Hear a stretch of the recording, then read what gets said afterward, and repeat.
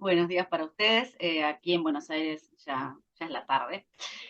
Gracias por la invitación. Bueno, yo primero soy investigadora en el Consejo Nacional de Investigaciones Científicas y Técnicas de Argentina, en el área de estudios rurales, en el Instituto de Investigaciones Gino Germani de la Universidad de Buenos Aires. Desde allí llevamos adelante distintos proyectos y uno de los que estoy encarando, con financiamiento justamente del CONICET, es el de las movilidades espaciales cotidianas y las superposiciones de segmentaciones en mercados de trabajo rururbanos.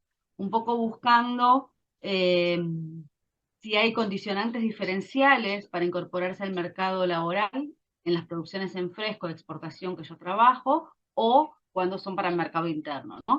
Cuando esas condiciones del comprador o cuánto esas condiciones que imponen los compradores de mercados exigentes pueden estar incidiendo en mejoras o en otras condiciones, sin saber si son mejores o peores, condiciones de trabajo para trabajadores y trabajadoras de la fruta.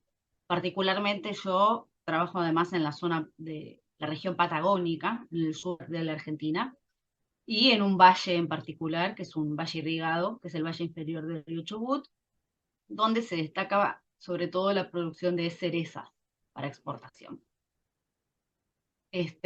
La idea de, ustedes cualquier cosa me interrumpen, ¿eh? La idea es que, bueno, toda esta zona y todas estas preguntas ya tienen casi 20 años de trabajo. Esta es como la etapa en la que estoy ahora, ¿no? Comenzaron con mis investigaciones como becaria de maestría y de doctorado inicialmente, trabajando las transformaciones de los espacios y de los mercados de trabajo, especialmente en cómo esta división tradicional, dicotómica de rural y urbano, en la Argentina cada vez era menos evidente, sobre todo, no tanto por el espacio y el paisaje, sino más bien por las dinámicas de los mercados de trabajo, ¿no? Los trabajadores con cierta facilidad estaban construyendo ciclos anuales ocupacionales entre ramas de actividad diversas, ¿no? Que la agricultura, a la construcción o a otros tipos de empleo, justamente todos estacionales.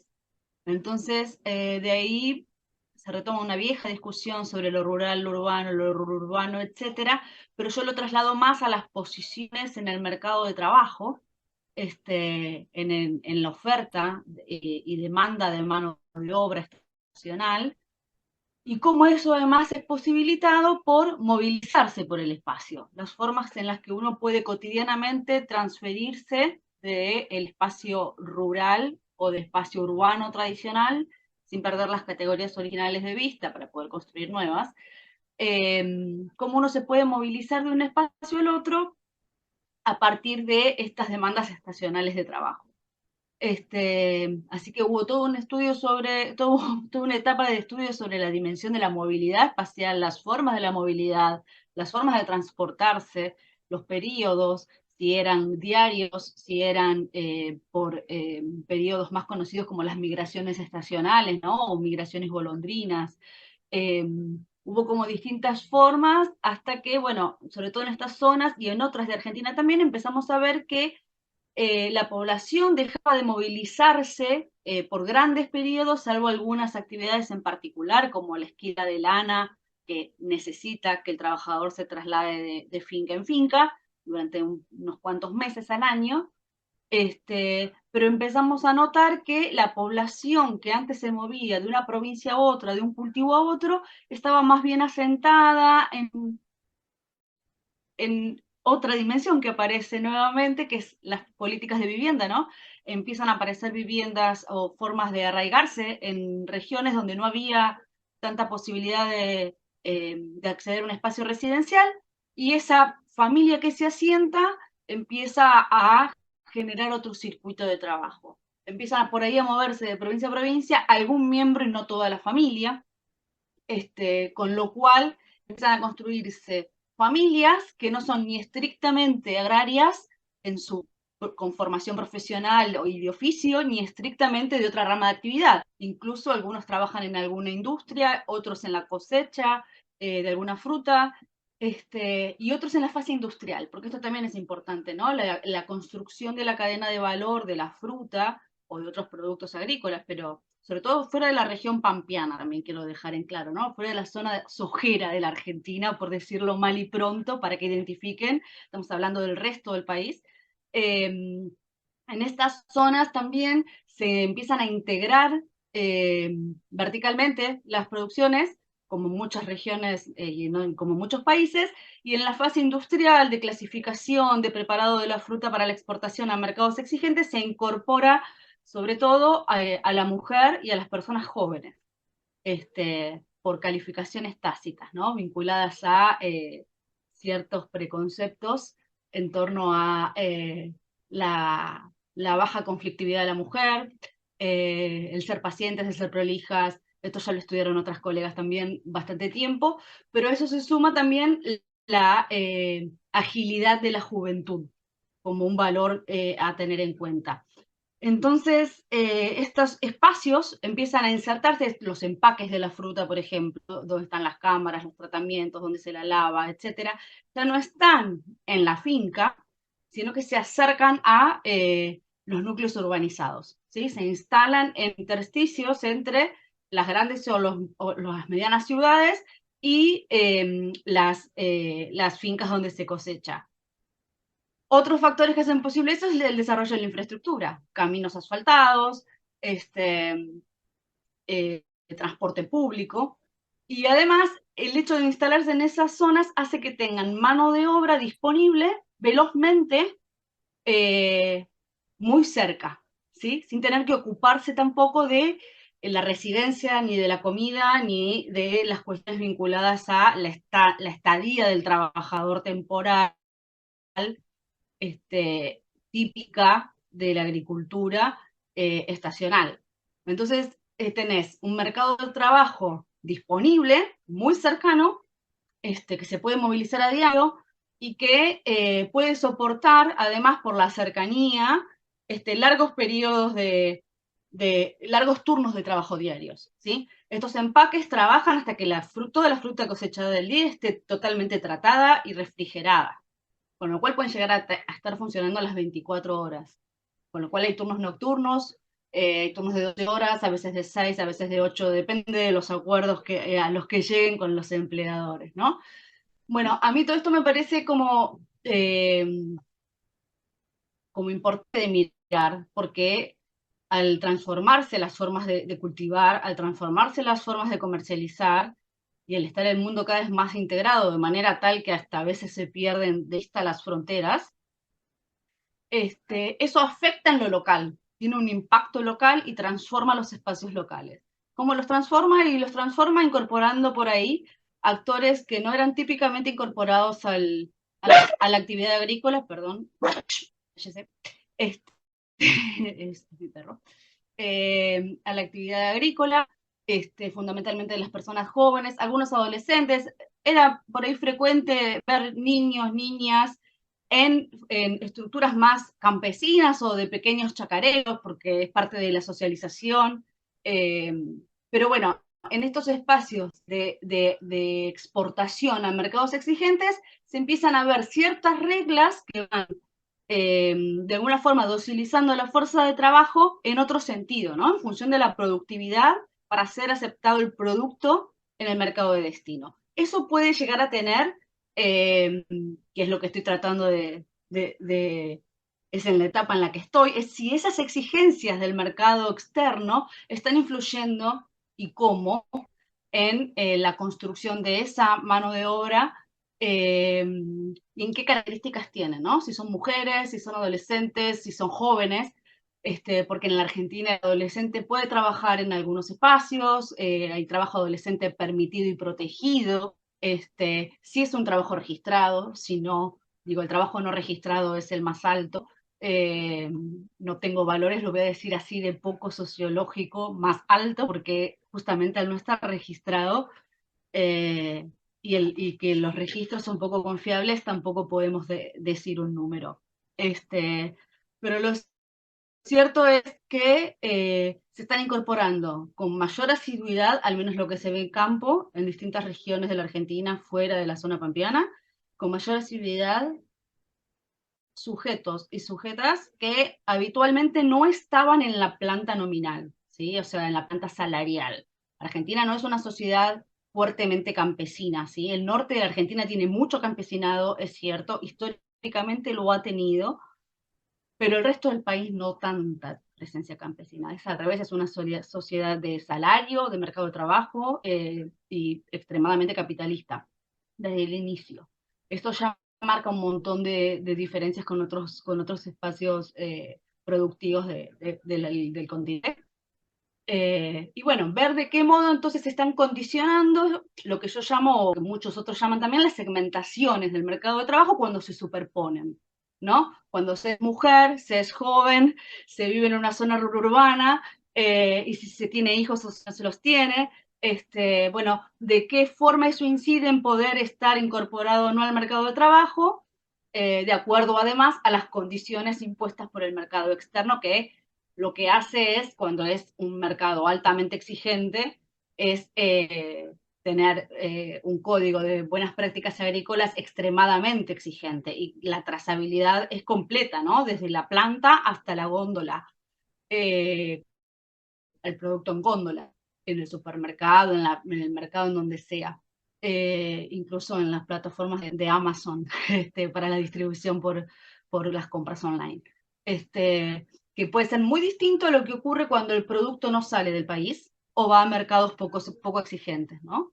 Pero bueno, es parte de lo que estoy tratando de definir. El año pasado, en el 2022, hice 2 trabajos de campo en la Patagonia, después de la pandemia, que fue como también un parteaguas en muchas cosas, pero en otras no, pensando también que iba a encontrar un antes y un después eh, en lo que fue la organización del trabajo, por ejemplo, en pandemia. En la Argentina, los trabajadores de la alimentación y del campo agrícolas fueron declarados trabajadores esenciales, con lo cual no se les restringió la movilidad en las etapas de aislamiento y de distanciamiento social impuestos en los distintos momentos de la pandemia por COVID-19.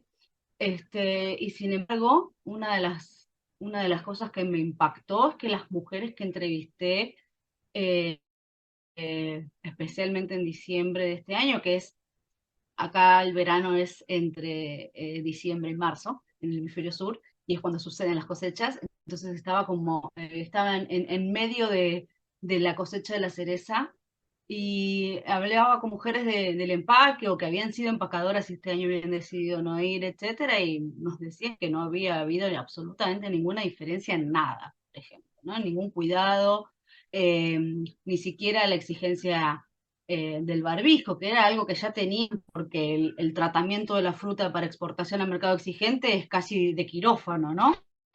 Pero que entre ellos no había habido ninguna necesidad o ninguna regla, no necesidad, ¿no? Ninguna regla, ninguna instrucción de distanciamiento.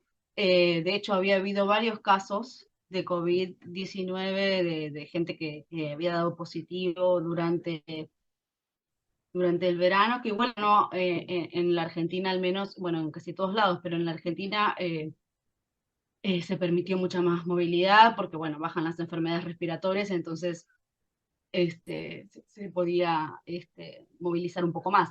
Pero, sin embargo, hubo un pico de casos muy altos en todo el país en ese verano, justamente porque creo que nos dejaron mover mucho, pero bueno, había que trabajar igual.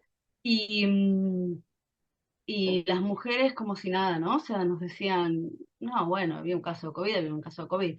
Tampoco es que eso significaba una protección hacia el trabajador, ¿no? O sea, el trabajador que no trabaja no cobra. Cobran por tanteo, por destajo, productividad, según el país como lo llamen, pero cobran por kilo trabajado, no por hora trabajada.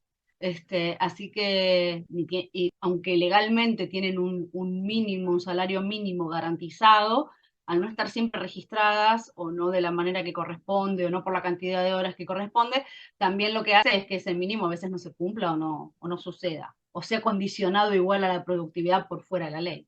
Eso es lo que uno descubre en las prácticas, ¿no? O sea, en el campo. ¿Qué es lo que sucede realmente? Y creo que en todos los países, ¿no? La distancia entre eh, lo que la ley dice, cuando es buena o mala, no importa. En este caso, en la Argentina, la protección social es muy alta, sin embargo, legalmente, y sin embargo, en territorio es más difícil de ver que se cumpla. Y muchos habían decidido ese verano no ir, y estaban, por ejemplo, dos o tres casos, pero recuerdo uno particular, de una señora que se había dedicado al ploteo de imágenes, y entonces ploteaba tazas y hacía remeras, y estampaba remeras, y hacía stickers y souvenirs para fiestas. Acá festejamos los 15 años, no sé si en México son los 15 o los 16, pero bueno, los souvenirs de los 15 años o las tarjetas de invitación a bodas. eh, Se estaba dedicando a otra cosa, tenía las máquinas ahí en su casa, una mini empresita, ¿no? Ella, el marido y la familia. Este, entonces estaba visto más, esto sí, desde el principio me pasó, que no hay una identidad con ese trabajo en la cereza, por ejemplo, ¿no? O sea, es algo muy de temporada y muy a fin de año. Entonces, la mujer aprovecha a hacer una diferencia en un ingreso que por ahí durante el año no trabaja fuera del hogar, o si lo hace con estas iniciativas personales o artesanales o en ferias o cuidando chicos o en otras actividades, y sin embargo les representa por ahí un sacrificio de un mes más o menos de trabajo, no mucho más, la temporada es muy breve, a veces lleva 2 meses, como mucho, cuando hay varias variedades de cereza encadenadas en la cosecha y no hubo heladas y salió todo bien, y sin embargo, ellas lo aprovechan para tener el dinero para fin de año, ¿no? Para las navidades, para las fiestas del año nuevo, para los regalos o alguna pequeña vacación de un fin de semana con la familia. Eh, son pocos los casos que yo he escuchado o que he conocido de una gran constancia de ir todos los años, ¿no? Es una actividad que igual tiene alrededor de 26 años en la zona, tampoco es tan antigua, ¿no?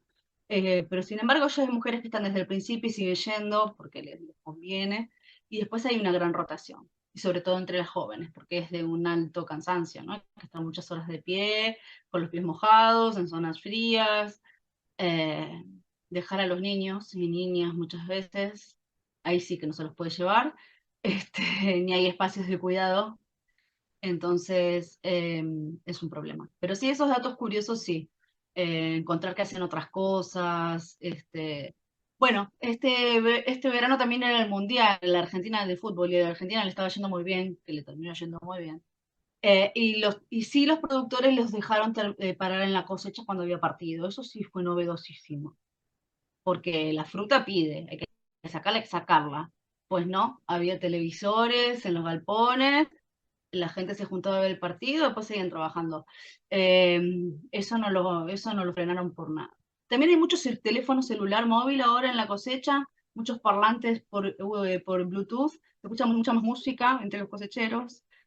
Tienen grupos de WhatsApp, eso es novedoso también. Tienen grupos de WhatsApp, se siguen durante el año, te piden fotos, bueno. Hay cosas que claramente están urbanizadas, ¿sí? El trabajador de hoy no es el antiguo trabajador agrícola, al menos no en estas producciones. Son jóvenes, y van cantando y escuchando su música, ahí compartiendo.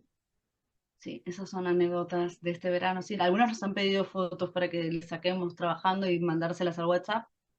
Tienen grupos de Facebook también, sí, no, están bien conectados. Eso, ya termino, pero eso también facilita los reclamos, ¿sí?